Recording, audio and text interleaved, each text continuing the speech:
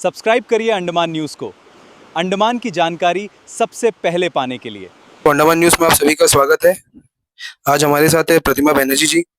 तो जैसे कि कल हमने देखा कि राजेश्वर दास जी जो है वो अंडमान आए हैं।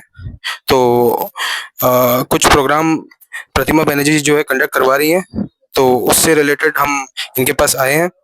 तो ये बताएंगे उस कार्य के बारे में। तो बताइए मैम, क्या नम, आप लोग जी। जी नमस्कार। मैं Pratima Banerjee, founder director Navodaya foundation. हमारा एक संगठन राष्ट्रीय हिंदू संगठन, जो कि एक सेवा संगठन है, भारतीय सर्वोदय संस्थान। इसका जो स्थापना जो दिवस होगा, हम जो इसको स्थापित कर रहे हैं, जो ग्रैंड लॉन्च है, वो 25 को कर रहे हैं टैगोर ऑडिटोरियम में। और हमारे इस संस्थान के जो फाउंडर हैं वो आचार्य हमारे परम पूज्य अनंत श्री विभूषित श्री श्री 1008 महामंडलेश्वर श्री डॉक्टर राजेश्वर दास ओझा जी हैं, जो फाउंडर हैं इनके। और उनके छत्र छाया में जो है उसकी नींव रखी जाएगी अंडमान और निकोबार द्वीप समूह में, जो कि एक नेशनल डिक्लेरेशन होगा इस द्वीप के द्वारा। और इसमें अभी हमारे साथ में 100 160 से अधिक जो लोग हैं अलग अलग सेक्टर से हमारे साथ जुड़े हैं। और बहुत खुशी होती है कि प्रसन्नता होती है कि हिंदू संगठन में रहकर हम जो है मिल के एक दूसरे के साथ में ऐसा कुछ कार्य करने जा रहे हैं जो किसी भी जाति, धर्म या रिलीजन या कास्ट, किसी का भेदभाव नहीं रखेगा। हम सब एक दूसरे के लिए बराबर सहयोग के मात्र से काम करेंगे। हमारे पास कोई भी आ सकता है, हमारे साथ कोई भी जुड़ भी सकता है। ऐसा जरूरी नहीं है कि एक हिंदू संगठन है तो सिर्फ इसमें हिंदू लोगों के द्वारा ही काम किया जाएगा, ऐसा कुछ भी नहीं है। हिंदू तो हम हैं ही, हम सनातनी जो है इसको लेकर आगे तो बढ़ ही रहे हैं, लेकिन हमारे साथ में हमें खुशी होगी कि अलग अन्य धर्म के जो लोग हैं, अपने अपने धर्म को जो लेकर चलते हैं, वो भी आगे आए और हमारे साथ जुड़े, क्योंकि अल्टीमेटली ये सिर्फ पब्लिक के वेलफेयर के लिए सोच के ही बनाया जा रहा है। एक संगठन का स्थापना, एक हिंदू धर्म का स्थापना तो की ही जा रही है, लेकिन इसका उद्देश्य लोगों के लिए है, लोगों के हित के लिए है, उनके कार्यों के लिए है, उनके बेनिफिट के लिए है।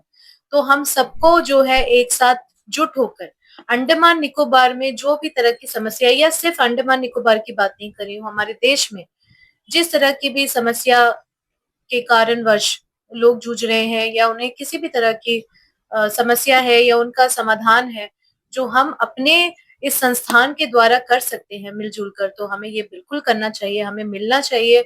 और भी लोगों के लिए मैं यही उम्मीद रखती हूँ कि एक बार इसका लॉन्च होने के बाद में आपको हमारे जो एम एंड ऑब्जेक्टिव्स हैं, हमारे क्या एजेंडाज है, ये भी डिक्लेरेशन जो है दी जाएगी ऑन 25 को गुरु जी द्वारा ही। तो मैं चाहती हूँ कि आप लोग सभी जो है आमंत्रित है, आप आए, इनका हिस्सा बने। 25 को शाम को 5 बजे टैगोर ऑडिटोरियम में इसका एक ग्रैंड लॉन्च है। तो मैं सबसे निवेदन करती हूँ कि आप इस कार्यक्रम का एक हिस्सा बने, इसका भाग्य बने और एक भाग्य को चमकाने की ओर अपना कदम बढ़ाए। तो प्रतिमा जी, लोगों का ये सवाल था कि अभी जो बाबा जी आए हैं, ठीक है, तो आप लोग ये जो अभी स्टार्ट कर रहे हैं एनजीओ जो भी है, तो इससे मतलब पब्लिक को कैसे बेनिफिट दोगी? देखिए, इसमें पब्लिक को बहुत हर तरीके से बेनिफिट दिया जाएगा। अब जैसे कि मैंने बोला कि जैसे कि आप कुछ लोग का कुछ काम बता दीजिए कि आप जी लोग वो जी करेंगे आगे। 25 को तो कुछ चीजें डिक्लेयर होंगी। अच्छा। और उसके अलावा जो हमारा एम्स एंड ऑब्जेक्टिव्स यही रहेगा कि हमने इतने सारे विंग्स इस पे बनाए हुए हैं, ऑलमोस्ट 12 विंग्स बनाए हैं। किन्हीं तीन के बारे में आप बता दीजिए जी, please। युवा विंग है। आप अच्छा। जानते हैं युवा शक्ति एक बहुत बड़ी शक्ति होती है। युवा को इंगेज करना बहुत जरूरी है।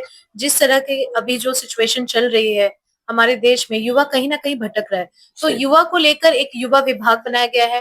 फिर महिला विभाग बनाया गया है। महिला की शक्ति का भी एक बहुत बड़ा योगदान होता है समाज में, तो मुझे लगता है कि महिलाओं का भी हमने एक विभाग बनाया है। इस तरीके से हेल्थ सेक्टर से, एजुकेशन सेक्टर से और कई अलग-अलग सेक्टर से लोग भी जुड़े हुए हैं, ताकि उनका पूरा जो सहयोग जो रहेगा, वो जो पर्टिकुलर विंग्स होते हैं उसका जो इम्पोर्टेंस और जो उसकी वैल्यू होती है, वो सेक्टर से जो लोग हमारे साथ जुड़े हुए हैं, वो सही तरीके से बता पाएँगे और आगे हम इसके लिए लोगों को हेल्प दे पाएँगे।